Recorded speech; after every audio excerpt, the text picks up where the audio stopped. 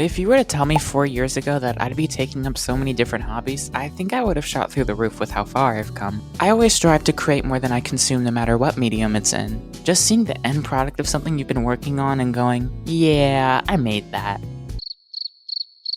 is a really good feeling. And I think everybody deserves to experience that feeling at least once. This is why I never liked it when people go, man, this is how I animate in my head. But it's like, you can do it. You just gotta believe and try. Making things just feels good, especially when you can discuss it with other people and what they're also working on. This is why I like the Live 2D Discord server so much. I could just sit there for hours looking at resources and all the cool stuff other people are making. I got some sort of knowledgeable advice here. If you're around people who are just as motivated as you are, it'll help increase your productivity. Seeing people and being a part of something just feels good, and you can support and lift each other up. I promise it'll change the way you see yourself for the better.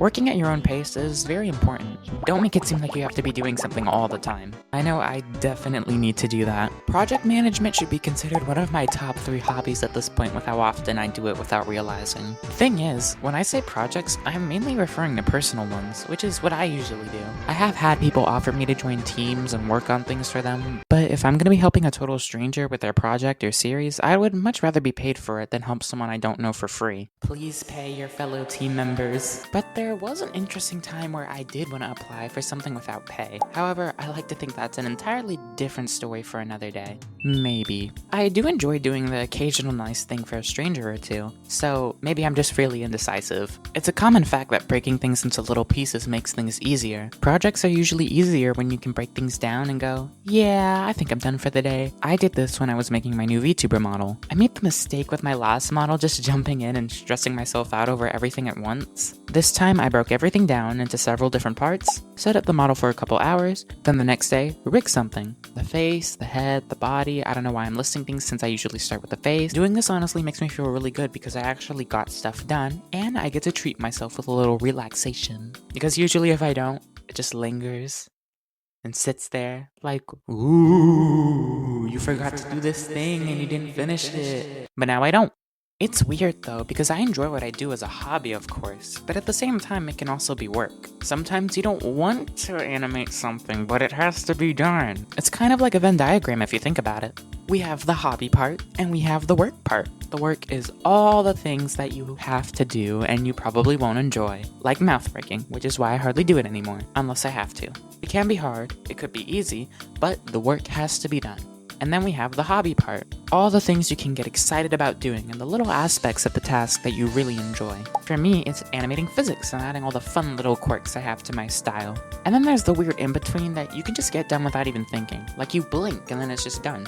I'm no expert or psychologist, so don't take my word for it, please. Burnout has to be the perfect definition of mental kryptonite. It can just make you feel so weak and powerless. I remember when I was gathering data for someone, and I went around asking some fellow VTuber friends and content creators about how often they post short-form content.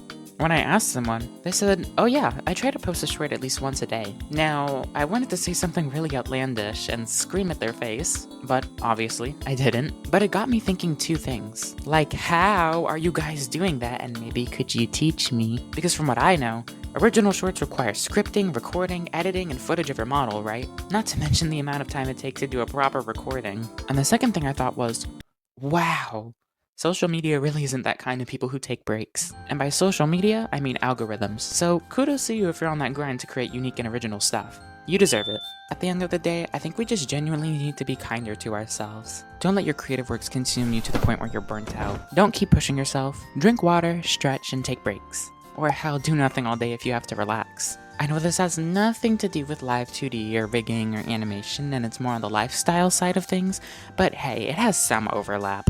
Probably. Take care of yourselves.